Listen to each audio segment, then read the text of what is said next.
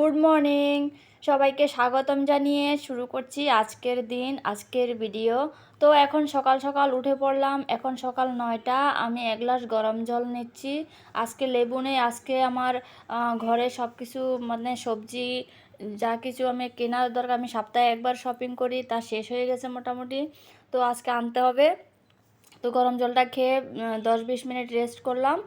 তো এখন আমি একটু এক্সারসাইজ করে নিচ্ছি, 20 মিনিটের মতো এক্সারসাইজটা করব। করার পর আমি ব্রেকফাস্ট করে নেব। একটু হাফ অ্যান আওয়ার রেস্ট করেছি আমি। হাফ অ্যান আওয়ার রেস্ট করার পরে আমি আমার ব্রেকফাস্টটা নিচ্ছি। তো ব্রেকফাস্টটা হয়ে গেছে মোটামুটি। তো আমি আজকে সকাল সকাল রান্না করে ফেলছি, কারণ আমার আজকে একটা মেকআপ অ্যাপয়েন্টমেন্ট আছে। আপনারা পুরো ভিডিওটি দেখুন, তাহলে বুঝতে পারবেন, দেখতে পাবেন। আমি আজকে একটা রিসেপশন মেকআপ লুক করেছি, ওটা একটা অ্যাপয়েন্টমেন্ট ছিল, তাই আমি আজকে সকাল সকাল আর দোকানে এখন আর যাইনি দোকানে। আমি বলছি রান্না টান্নাটা করে একবারে স্নান টান করে খেয়ে দিয়ে এরপরে চলে যাব দোকানে। ঠিক আছে, তা আমি আজকে কি কি রান্না করছি তাও দেখাচ্ছি আপনাদেরকে। তো আমি ভাত রান্না হয়ে গেল, আপনারা দেখতে পেয়েছেন। এরপর আমার ডাল, 2 রকমের ডাল, মসুর ডাল আর চানা ডাল আমি সেদ্ধ করে নিয়েছি প্রেসার কুকারে। এখন তেল দেওয়ার বাকি আছে।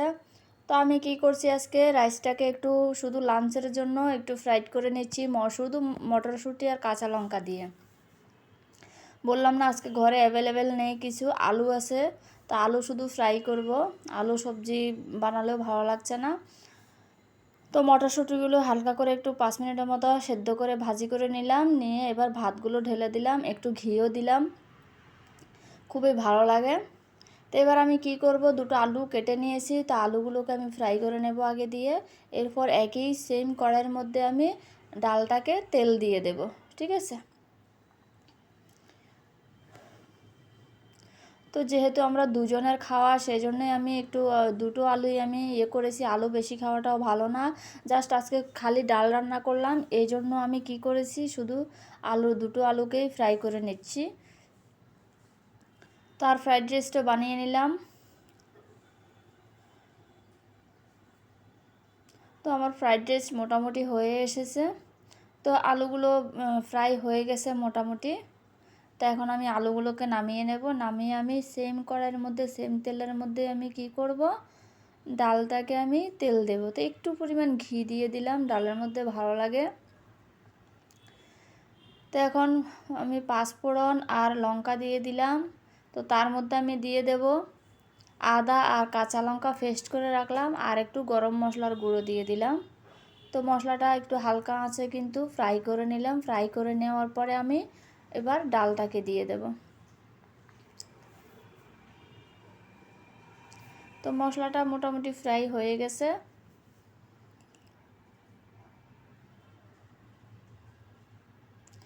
তো রান্না মোটামুটি কমপ্লিট হয়ে এসেছে। তো গাইজ রান্না হয়ে গেছে, এবার আমি স্নান করে চলে আসব। স্নান করে আসার পর রেডি হয়ে লাঞ্চটা করে প্রায় 12টা, 12:30 বেজে গেছে। তো আমি একবারে খেয়ে চলে যাব। তো হচ্ছে আমার আজকের মেনু।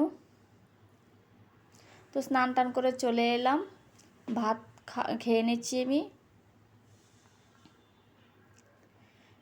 তো এবার আমি চলে যাব রেডি হয়ে দোকানে। দোকানে গিয়ে আমি এবার, আমার কাস্টমার চলে আসবে প্রায় 1:30টার মধ্যে চলে আসবে।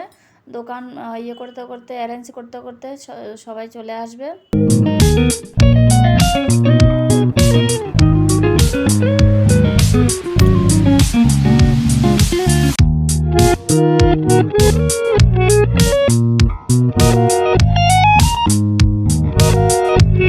আমার কাস্টমার চলে এসেছে। তো বাড়ি আমার রুমের পাশে, এই জন্য আমি বললাম যে আমার দোকানে মেকআপটা করে ফেলি, অসুবিধা নেই, ওখানে ভিড়ের মধ্যে না করে এখানে ঠান্ডা জায়গায় করাটাই বেটার। তো ড্রেসটা চেঞ্জ করে নিয়েছি, ও লেহেঙ্গা দিয়ে আজকে মেকআপটা করবে। তো এই জন্য লেহেঙ্গার ব্লাউজ আর বটমটা আমি পরিয়ে নিয়েছি অলরেডি। তো এবার আমি স্টার্ট করব মেকআপ। ঠিক আছে। তো প্রথমে আমি কি করছি, ময়শ্চারাইজার উইথ প্রাইমার। আমার এই ময়শ্চারাইজারটার সাথে প্রাইমার আছে, তো অ্যাড আছে। এই জন্য আমি, যেহেতু শীতকাল, তার জন্য এই ময়শ্চারাইজার ক্রিমটা কিন্তু খুবই পারফেক্ট, খুবই ভালো। তো এটার সাথে মেকআপ করলে কিন্তু খুবই ভালো একটা ফিনিশিং আসে, তাই আমি এটা ইউজ করছি আজকে। এবার আমি ইউজ করে নেব ফাউন্ডেশনটা এখানে আমি ইউজ করছি ফিটমি একটা অয়েল বেস ফাউন্ডেশন। যেহেতু এখন উইন্টার সিজন সেহেতু আমি অয়েল বেস না, এটা ক্রিম বেস। তো ক্রিম বেস আমি ফাউন্ডেশনটা ইউজ করছি। ওর স্কিন টোন অনুযায়ী ফাউন্ডেশনটা আমি অ্যাপ্লাই করে নিলাম। তো প্রথমে পুরোটা ফেস অ্যান্ড নেক আমি ট্যাপ ট্যাপ করে নিলাম। এরপর আমি বিউটি ব্লেন্ডার দিয়ে পুরোটা ব্লেন্ড করে নিচ্ছি। তো ফাউন্ডেশনটা কিন্তু ভালো করে ব্লেন্ড করা দরকার, খুবই ভালো করে ব্লেন্ড করতে হবে, না হলে মেকআপটা কিন্তু ভেসে ভেসে ওঠে। ঠিক আছে, তো মোটামুটি আমার ব্লেন্ড হয়ে গেছে। অবশ্যই কিন্তু নেকের মধ্যেও কিন্তু ফাউন্ডেশন লাগাতে হবে, না হলে কিন্তু ফেস থেকে নেক আলাদা দেখা যাবে। তো এবার আমি ইউজ করছি হাইলাইট। তো আমার কনসিলার প্লেটের মধ্যে যে হাইলাইটটা আছে ওটাই আমি ইউজ করছি। তো যে ফাউন্ডেশনটা আমি ইউজ করলাম তার থেকে এক শেড ব্রাইট যে মানে হাইলাইটারটা ওটাই আমি ইউজ করলাম। তো টি জোনে ইউজ করেছি হাইলাইটারটা, আপনারা দেখতে পেয়েছেন কোথায় কোথায় আমি হাইলাইট ইউজ করেছি, চোখের নিচে, গালের মধ্যে। তো এবার আমি প্রথমে কি করব, আমি আই মেকআপটা করে নেব। মেকআপের আপনারা যারা বিগিনার, এমনিতেও কিন্তু মেকআপের প্রথমে আই মেকআপটা করাটাই দরকার, না হলে আইশ্যাডোগুলো যেভাবে পড়ে ওগুলো না হলে পরে ক্লিন করা যায় না।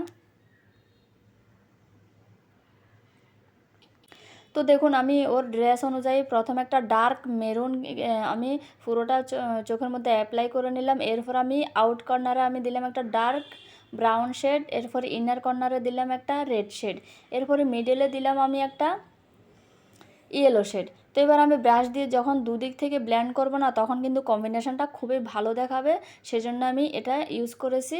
আর আমি আইবলের মধ্যে আমি শিমারি ইউজ করেছি, ঠিক আছে, তাও একটু হালকা অরেঞ্জের মধ্যে। তো এবার আমি আইব্রোসটা ড্র করে নেব। ওর আইব্রোসটা মোটামুটি থ্রেডিং করা আছে, এখন শুধু একটা ড্র করতে হবে। তো ওইখানে ওইদিকে আপনারা দেখতেই পাচ্ছেন আরেকটা পার্টি মেকআপ চলছে, এদের সাথেই একটা পার্টি মেকআপ, তো এটা করছে আমার আরেকজনে। ঠিক আছে, তো আমি আইব্রোসটা মোটামুটি ড্র হয়ে গেছে।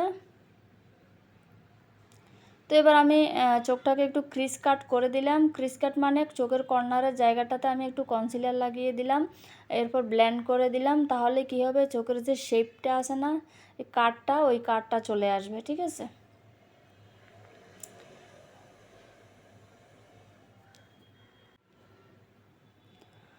তো মোটামুটি আমার আইব্রোস ড্র হয়ে গেছে। এবার আমি করে নিচ্ছি কনসিলার। দেখুন গালের দুপাশে আমি কনসিলার করে নিয়েছি। ওর পেসের মধ্যে কনসিলার বেশি করার দরকার নেই, যেহেতু গালটা একটু কাট করতে হবে, একটুখানি হালকা করে আমি কনসিলার করে নিয়েছি।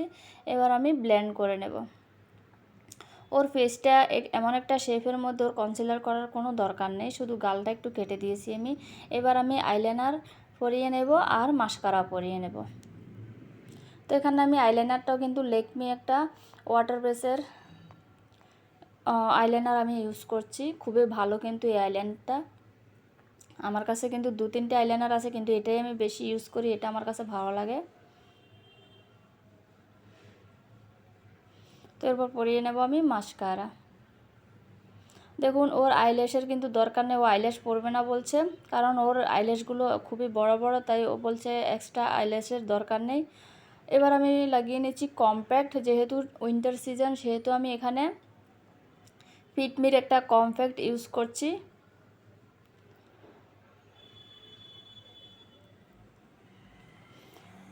শীতের দিনে কিন্তু লুজ পাউডার ইউজ করলে কিন্তু ফেস ড্রাই ফিল হয়, এজন্য আমি কম্প্যাক্ট ইউজ করছি। এবার আমি লাগিয়ে নিচ্ছি একটু ব্লাশার। তো ব্লাশারটা একটু হালকা, একদম হালকা করে ব্লাশারটা আমি ইউজ করেছি। ও বেশি ব্লাশার পছন্দ করে না, তাই হালকা করে ইউজ করলাম ব্লাশারটা। এবার আমি ইউজ করে নিচ্ছি হাইলাইটার। দেখুন হাইলাইটারটা আমি টি জোন এরিয়ার মধ্যে করলাম, নোজের মধ্যে, কপালের মধ্যে, এরপর চোখের আইবোনের মধ্যে করলাম, এরপর আমি আপার লিপসে করলাম, এরপর আমি চিন এরিয়া করলাম, এরপর গালের দুপাশে চিকবোর্ডের মধ্যে করলাম হাইলাইটার। এবার আমি লিপস্টিকটা পরিয়ে নিলাম। লিপস্টিক প্রথমে আমি একটা গ্লোসি লিপস্টিক পরিয়ে নিয়েছি, কারণ এখন winter season, direct mat lipstick use করলে কিন্তু পুরো লিপস কিন্তু ফেটে যাবে। ঠিক আছে, তো এর উপরে আমি ম্যাট লিপস্টিকটা ইউজ করলাম।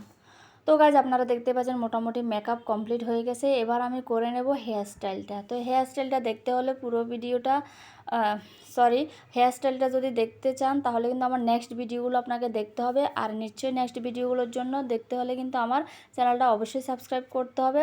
আর ভিডিওটা ভালো লাগলে অবশ্যই কিন্তু লাইক করতে হবে। তো মোটামুটি হেয়ার স্টাইলটা কমপ্লিট করে নিয়েছি আমি। তো গাইজ আপনারা যারা আমার চ্যানেলটা সাবস্ক্রাইব করে দিয়েছেন তাদেরকে অসংখ্য অসংখ্য ধন্যবাদ। যারা সাবস্ক্রাইব করেননি এখন অবশ্যই চ্যানেলটা সাবস্ক্রাইব করে দিয়ে অবশ্যই আমার সাথে থাকুন, ঠিক আছে? তো মেকআপটা কেমন হলো অবশ্যই কমেন্ট করে জানাবেন। তো আমি কাজের ফাঁকে ফাঁকে এগুলোই করি। তো আমার দোকান আছে, যারা আমার ভিডিওগুলো দেখেন তারা নিশ্চয়ই বুঝতে পারেন। তো মেকআপটা আপনাদের যদি পছন্দ হয় অবশ্যই লাইক করবেন, অবশ্যই কমেন্ট করে জানাবেন কেমন হয়েছে। তো গাইজ আজকে এ পর্যন্তই, দেখা হবে পরের কোনো ভিডিওতে। ততক্ষণ পর্যন্ত সবাই ভালো থাকবেন, সুস্থ থাকবেন। আজকে এ পর্যন্তই, বাই বাই।